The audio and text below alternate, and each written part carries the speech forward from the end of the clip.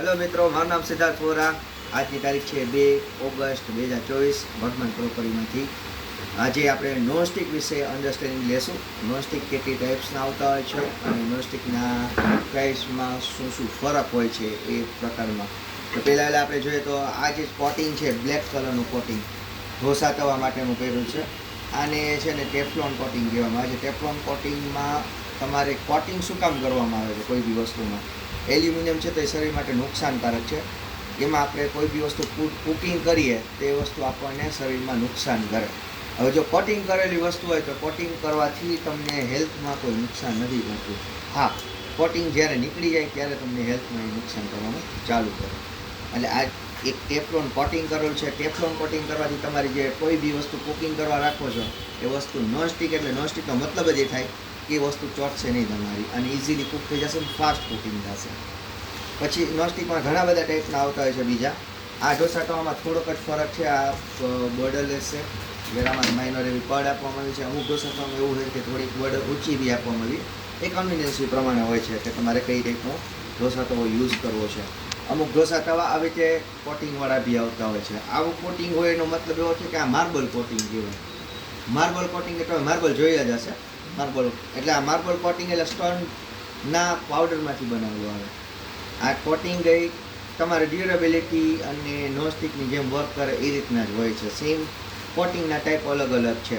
આપણે ઘણા લોકો વિટ્રીફાઈડ ટાઇલ્સ નખાવે, ઘણા લોકો લાદી નખાવે, ઘણા લોકો માર્બલ નખાવે, એ રીતના સેમ આ કોટિંગના અલગ અલગ ટાઈપ છે। ઓકે, આ બધી વસ્તુ એલ્યુમિનિયમ ઉપર કોટિંગ કરેલી છે। એમાં સેમ એ રીતના આમાં ગ્રેનાઇટ કોટિંગ કરેલું છે, ગ્રેનિટો ફિનિશ કહે છે। આ પ્રોકોકની કઢાઈ છે, એમાં સેમ તમારે એવી રીતના ગ્રેનિટો ફિનિશિંગવાળું આવ્યું।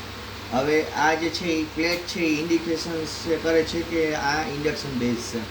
આવી કોઈ બી પ્લેટ તમને દેખાય એટલે તમારે કોઈ વસ્તુને દેખાડવા સિવાય તમે કહી શકશો કે ચેક કરાવીને કહી શકશો કે આ ઇન્ડક્શન બેઝ છે ને ઇન્ડક્શનમાં ચાલી શકશે। ઉપર ગ્લાસ લીડ આપવામાં આવે છે। ગ્લાસ લીડ જનરલી બધામાં ટફન ગ્લાસના હોય છે। ટફન ગ્લાસ એટલે એવો ગ્લાસ કે જે ગ્લાસ નોર્મલી બ્રેક ન થાય, એને ટફન ગ્લાસ કહેવાય। અને એની થિકનેસ ને ક્વોલિટી હાઈ ટેમ્પરેચર પર ટેમ્પર્ડ કરેલો ગ્લાસ હોય। સેમ એવી રીતના છે બ્લેક પર કોટિંગ કહે છે, ટેફલોન કોટિંગ મેં તમે જે કીધું એ જ પ્રીમિયમ ક્વોલિટીમાંથી બનેલું છે, એ જ વસ્તુ છે સેમ। પછી આવે છે ફ્રાય પ્લે આવશે। આપણે ફ્રાય પ્લેની એક મને કળાઈ આપો ને, કળાઈ કે કોઈ બી વસ્તુ આપો। હા આપો, ફ્રાય પેન આપો તો આ ટ્રાય પ્લાય મટીરિયલ કહેવાય છે। ટ્રાય પ્લાય એટલે સ્ટીલ, એલ્યુમિનિયમ અને સ્ટીલ। ટ્રાય મીન્સ ત્રણ વસ્તુ। ત્રણ વસ્તુમાં જો તમે એ જોશો ને તો તમને નજીકથી દેખાશે। વચ્ચેની સાઈડમાં એલ્યુમિનિયમ છે, ઉપરની સાઈડમાં સ્ટીલ છે અને નીચેની સાઈડમાં સ્ટીલ છે। હવે આ સ્ટીલમાં છે ને ઘણા ટાઈપના સ્ટીલ આવતા હોય છે। આ મેગ્નેટિક સ્ટીલ કહેવાય છે। જે બહારનું આ ઉપર લેયર બનાવ્યું છે ને આ ટ્રાય પ્લાયમાં, એ મેગ્નેટિક સ્ટીલ છે। મેગ્નેટિક સ્ટીલનું ફંક્શનાલિટી એવી રીતની હોય કે પોતે જે તમે આને ગેસ ઉપર રાખો ને એટલે પોતે ઇવેન્ટલી હીટિંગ પકડે। ઇવેન્ટલી હીટિંગ પકડે પછી એલ્યુમિનિયમ ઉપર આવે। એલ્યુમિનિયમ છે ને એવી મેટલ છે કે ફાસ્ટ કુકિંગ કરે તમારી કોઈ બી વસ્તુને। એ પોતે હીટ માઇનર એવા તમે આપો તો ફટાફટ એ કુકિંગ હીટિંગ પકડવા માંડે। એનાથી શું થાય કે તમારું ઓલ ઓવર અહીંયા 360 ડિગ્રીએ વર્તુળમાં, સર્કલમાં 360 ડિગ્રીએ હીટિંગ પકડવા માંડે। એ હીટિંગ પકડવાને કારણે જે તમારું ફૂડ છે જે એને ખાલી નીચેથી તાપ ન લાગે, ઓલ ઓવર સાઈડથી એને હીટિંગ લાગે। પ્લસમાં ઉપરની સાઈડમાં પાછું સ્ટીલનું લેયર આવે એટલે તમે કોઈ બી વસ્તુ કૂક કરો છો એ નોનસ્ટિકની જેમ જ વર્ક કરે અને ચોટશે નહીં, અને પાછું તો તમારું થાય કુકિંગ એ સ્ટીલમાં। એટલે આનાથી ઘણા બધા બીજા બેનિફિટ છે। તમે લેસ ઓઇલમાં બી શાક તમે બનાવી શકશો, એટલે કોલેસ્ટ્રોલ થવાની શક્યતા ઓછી થઈ જાય છે। સેકન્ડમાં તમારે દાજ્યું તેલ નહીં થાય આમાં। દાજ્યું તેલ એટલે ઘણી વખત તમે ગાંઠિયા ખાવા જતા હોય છો કે કોઈ બી જગ્યાએ તમે જોશો તો એમાં જે તેલ હોય છે એ યલો કલર થઈ ગયું હોય, બ્લેકિશ થવા માંડે। જેટલી વખત તમે એને યુઝ કરો એ તેલમાં 13% લગીના કેન્સર થવાના તત્વો હોય છે, એ એનું ઇમ્પ્રુવમેન્ટ થતું હોય છે એવરી ટાઈમ। એટલે એક વખત તમે યુઝ કર્યું, બીજી વખત યુઝ કર્યું, તેમાં 13% વળી પાછા નુકસાન કરવાવાળા, કેન્સર કરવાવાળા તત્વો વધતા જાય। એટલે એ રીતના રેશિયો ઉપર એ જતું હોય છે। આમાં દાજ્યું તેલ તમારે થશે નહીં ટ્રાય પ્લેનમાં। એટલે આ બહુ સારામાં સારી વસ્તુ છે, હેલ્થ વાઇઝ બી અને કોસ્ટ વાઇઝ બી ઇવન બેટર છે। રીઝન એ છે કે તમારું કુકિંગ છે, કંપનીવાળાનો દાવો છે કે 70 થી 80% સ્પીડથી તમારું કુકિંગ થાય। આપણે 50% પકડીને ચાલીએ તો તમારા 2 ગેસના બાટલાને બદલે એક જ ગેસના બાટલામાં તમે કુકિંગ કરી શકો. એટલે તમારા સીધા 1100 થી 1200 રૂપિયા અત્યારના લેટેસ્ટ પ્રમાણે જે ભાવ છે એ સીધા તમારા સેવ થઈ જાય. બીજી વસ્તુ કે તમે આ કૂક કર્યું ગેસ ઓઇલમાં બી કૂક કરી શકો છો, તમારો ટાઈમ સેવર બી છે.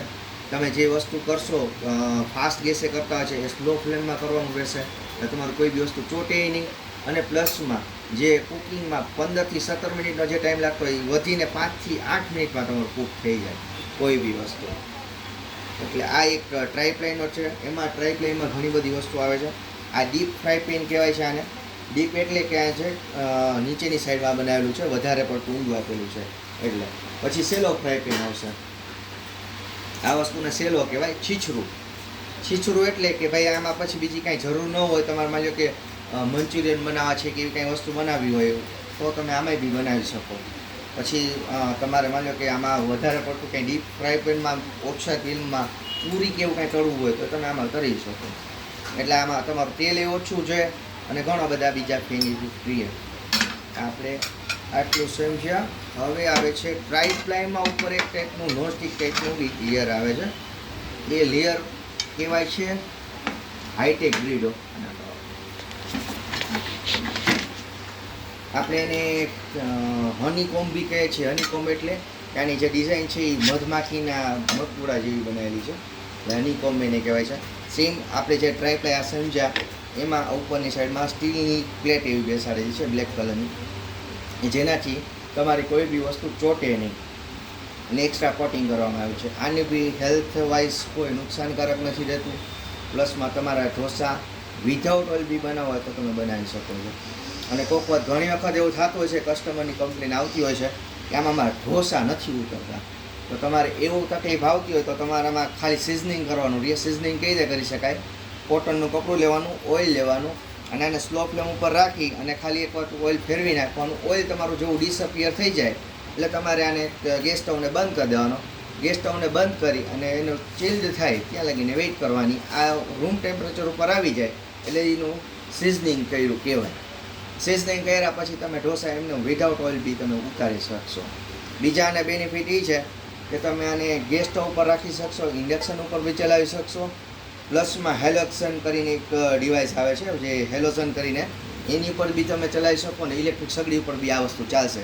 આના ટ્રાય પ્લાયના જેટલા બી વેસલ્સ છે મારી પાસે બર્ગનર કંપનીના છે, આલ્ડાના બી છે, જેટલા બી છે એ બધા 4 ડિવાઇસ ઉપર ચાલશે તમારે. ઇન્ડક્શન, ગેસ, હેલોક્સન અને ઇલેક્ટ્રિક સગડી ઉપરથી. પછી આવે છે આપણે મટીરિયલમાં હાર્ડ એનોડાઇઝ. હાર્ડ એનોડાઇઝ એટલે એવું કોટિંગ છે કે એલ્યુમિનિયમ ઉપર પેઇન્ટ એક ટાઈપનો કરેલો આવે છે કે જે શરીરને નુકસાન નથી કરતો. તો આનું આયુષ્ય લોંગ લાઈફ લગીનો હોય છે. આની કળાઈને કાંઈ ઘણી બધી વસ્તુ આવે છે જેમાં તમે ઘી બી આરામથી તમે લાઈફ ટાઈમ લોંગ લગીને યુઝ કરો તો ઘી બી આરામથી ઉતરશે ને તમારે વ્યવસ્થિત ટાઈપનું થશે. આમાં બી રોટી તમારી ચોટશે નહીં. ફુલકા રોટી બી તમે આરામથી બનાવી શકશો. લાઇટ વેઇટ હોય છે. આના બી ઇન્ડક્શન પ્લેટ આપેલી છે એટલે તમને આઈડિયા આવી જશે કે આમાં ઇન્ડક્શન કન્વિનિયન્ટ છે. આમાં ઇન્ડક્શન વગરને બી આવે છે. ઓકે, પછી આવે છે આપણે પહેલાંના જમાનામાં છે ને આ ટ્રાય પ્લાયનો કોન્સેપ્ટ નહોતો ત્યારે આ લોકો આવી રીતે સ્ટીલ છે, આ ખાલી કઢાઈ જે છે સ્ટીલની જ છે. સ્ટીલમાં આવી રીતે નીચે એક તમે દેખાશે અહીંયા કે આ પ્લેટ મેં બેસાડેલી છે આપણે લોકોએ. એ પ્લેટની અંદરની સાઈડમાં એક એલ્યુમિનિયમનું લેયર હોય. આમાં શું થતું કે આનાથી ફાસ્ટ કુકિંગ થતું સેમ જ રીતના, પણ એલ્યુમિનિયમ છે ને ઘણી વખત હાઈ હીટિંગ પકડી લે ને તો આ પ્લેટ છૂટી થઈ જવાની શક્યતા રહેતી. એટલે આ પહેલાંના જમાનામાં આ કન્સેપ્ટ આવતો. આને સેન્ડવિચ બોટમ બી કહેવાય. આ ઇન્ડક્શન કન્વિનિયન્ટ બી હોય છે એટલે આમાં બી તમે કુકિંગ કરી શકો છો. જે લોકોને પ્રાઇસ વાઇઝ ટ્રાય પ્લાય મોંઘું લાગતું હોય એ લોકો આમાં બી કૂક કરી શકે છે. આમાં કોઈ નુકસાની નથી. આમાં બી સ્લો ફ્લેમ ઉપર કરે તો બી ફાસ્ટ થાય. પણ હા, ટ્રાય પ્લાય જેટલું ફાસ્ટ તો નહીં જ થાય કારણ કે આટલું જ બેઝ આવે છે. જ્યારે ઓલામાં ટ્રાય પ્લાયમાં તો અહીંયા સુધીનો બેઝ આવતો હોય છે લોંગ, એટલા માટે.